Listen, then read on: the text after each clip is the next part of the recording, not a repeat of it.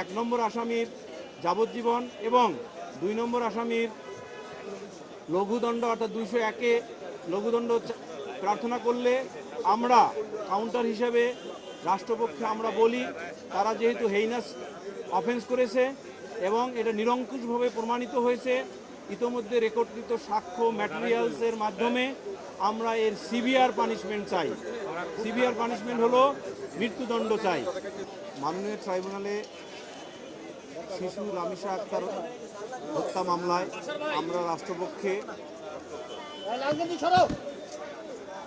আসামিদ্বয়ের বিরুদ্ধে গঠিত 4 প্রমাণের নিরিখে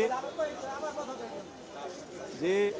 16 জন সাক্ষীর সাক্ষ্য প্রদান করেছেন এবং মাননীয় ট্রাইব্যুনাল রেকর্ড করেছেন, সেই সাক্ষ্য হতে ইনক্রিমিনেটিং এভিডেন্স দেখিয়ে নিরঙ্কুশভাবে আমরা সাক্ষ্য আর্গুমেন্টে দেখিয়েছি যে এই আসামিদ্বয় তাদের কৃতকর্মের জন্য যে অপরাধ ঘটিয়েছেন, অর্থাৎ 1 নম্বর আসামি ভিকটিম রামিসা আক্তারকে ধর্ষণ ও হত্যা করেছেন, তার প্রমাণ আমরা দেখিয়েছি সাক্ষ্যের মাধ্যমে। একই সাথে 2 নম্বর আসামি উক্ত ধর্ষণ ও হত্যাকাণ্ডে প্রিভেন্টিভ কোনো মেজার না নিয়ে সহযোগিতা করেছেন। একই সাথে তার লাশ খণ্ড বিখণ্ড করে গুম করার কার্যক্রমের অংশ হিসাবে যে জঘন্যতম কাজগুলো করেছেন এবং 2 নম্বর আসামির সহায়তায় 1 নম্বর আসামি পালিয়ে গেছেন, সেই বিষয়ে এই 3 ধরনের অপরাধের নিরঙ্কুশ এভিডেন্স এই আর্গুমেন্টে দেখিয়ে আমরা প্রমাণ করতে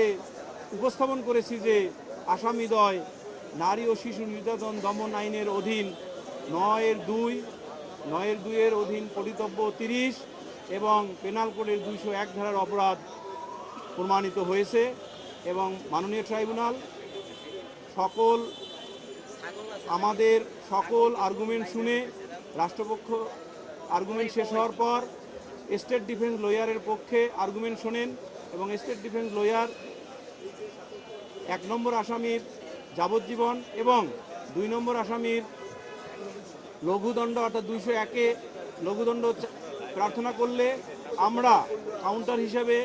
রাষ্ট্রপক্ষে আমরা বলি তারা যেহেতু হেইনাস অফেন্স করেছে এবং এটা নিরঙ্কুশভাবে প্রমাণিত হয়েছে ইতোমধ্যে রেকর্ডকৃত সাক্ষ্য ম্যাটেরিয়ালসের মাধ্যমে আমরা এর সিভিয়ার পানিশমেন্ট চাই। সিভিয়ার পানিশমেন্ট হলো মৃত্যুদণ্ড চাই।